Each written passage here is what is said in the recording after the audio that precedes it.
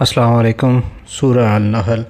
اور پرہیزگاروں سے پوچھا جاتا ہے کہ تمہارے پروردگار نے کیا نازل فرمایا، تو جواب دیتے ہیں اچھے سے اچھا جن لوگوں نے بھلائی کی ان کے لیے اس دنیا میں بھلائی ہے، اور یقیناً آخرت کا گھر تو بہت بہتر ہے، اور کیا ہی خوب پرہیزگاروں کا گھر ہے۔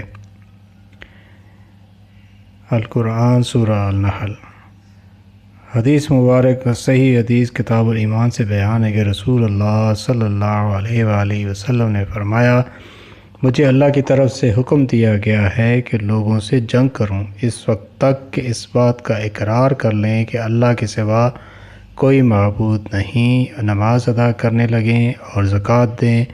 جس وقت یہ وہ کرنے لگیں تو مجھ سے اپنی جان و مال کو محفوظ کر لیں، سوائے اسلام کے حق کے رہا ان کے دل کا حال تو ان کا حساب اللہ کے ذمہ ہے۔